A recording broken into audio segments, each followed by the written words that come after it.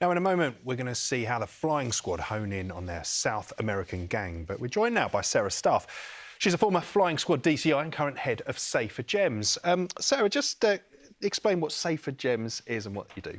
So good morning, Rav, and thank you for the opportunity. So SaferGems started in 2009, and it's a major crime initiative that relates to the jewellery industry, so pawnbrokers, arts and antiques.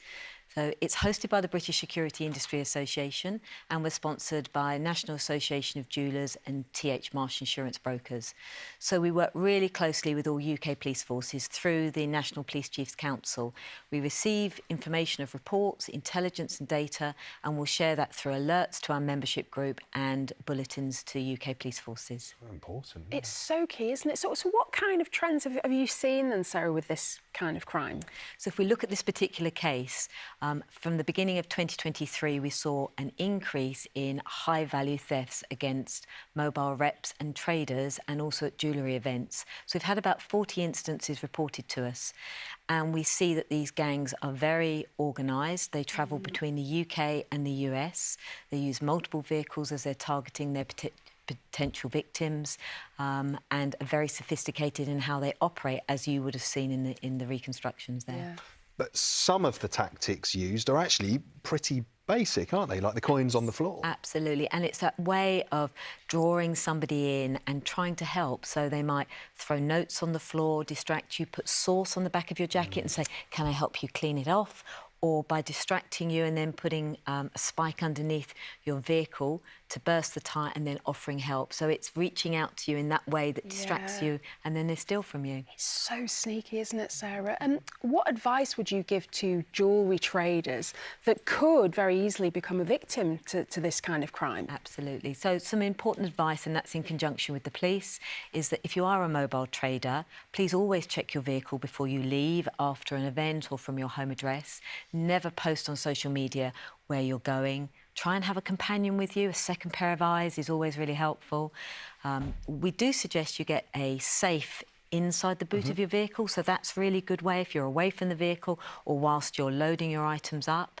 You can also buy a tracker, very affordable, that can go into an item or into your bag. And if, sadly, that is stolen, then the police have a very quick way of being able to track it before the criminals know the tracker is covertly deployed. So there's a lot out there. That's so useful. And we would sort of say, even if you suffer the minest of crime or a suspicious incident, please always report it to the police, because it's that bigger picture and them understanding what's so going on. important. Totally. You, of course, know what you're talking about. You spent many years in the flying squad. You did all sorts when you were there. And in fact, just before we came on air, you told us that you don't always wear the typical attire for a detective. Tell me about wearing a ball gown.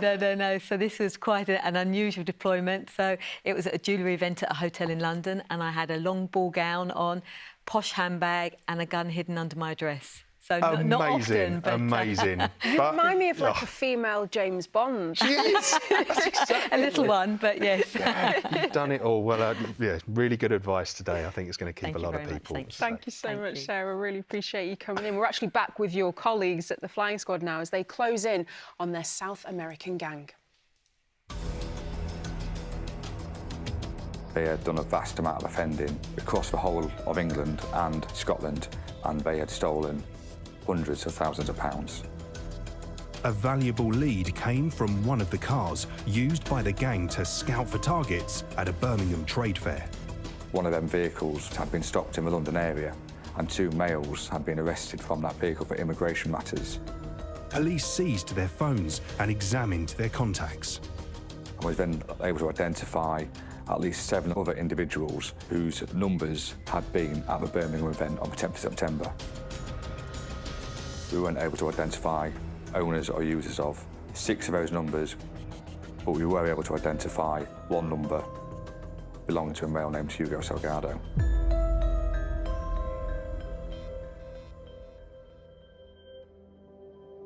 Salgado had previously given his details to police in Kent when he was questioned about an attempted bank follow-off theft. This was a bit of a breakthrough and a bit of a gold mine. Was able to then look at crimes he had previously committed, and it also gave us an opportunity to look at him proactively and to work out who he may be now working with. Putting a name to the face confirmed Salgado was one of the group responsible for the distraction theft of £15,000 from the car park in Essex. A surveillance operation was mounted to track Salgado's movements and the way the gang was operating. They would meet with other members of the group on a daily basis. They would then disperse and make their way to town centres, city centres, across London and across the UK. They would be coming up in separate vehicles and not necessarily moving together as one. From there, they would then operate and commit their crimes. And we had to be aware that they could be watching us, so we had to adapt our surveillance to not get caught, basically.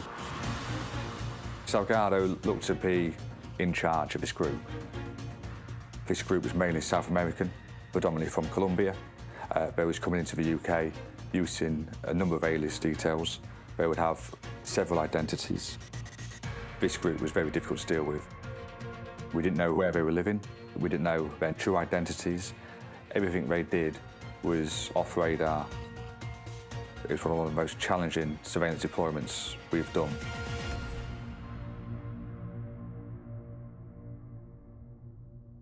The number of crimes started to become quite large across the whole of England and Scotland.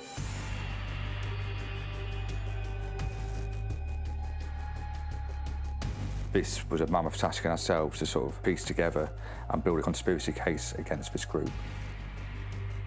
In March 2024, a surveillance team was watching Hugo Salgado and other members of the gang when they went to Hatton Garden in London, the centre of the UK's diamond trade.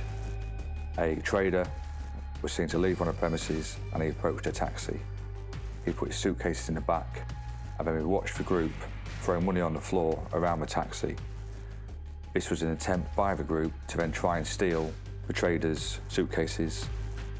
This attempt was only foiled by the taxi driver who saw one of the male suspects try and get into the back of the taxi, and he challenged him as he approached the door.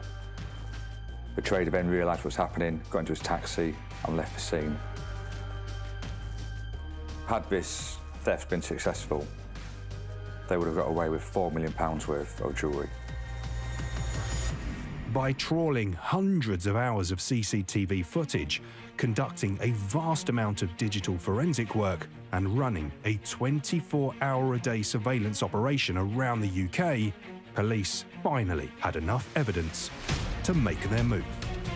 So on the 1st of May, we started our arrest phase and we arrested Hugo Salgado, Alberto Sanchez, Nayeli Castellanos and Jose Gerardo Barrero. And then within the weeks after, we arrested Miguel Ramirez, Jamie Gutierrez, Carlos Salazar and Jose Talanek.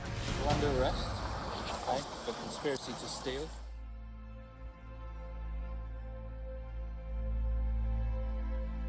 All 8 were charged with participating in an organised crime group and for conspiracy to steal.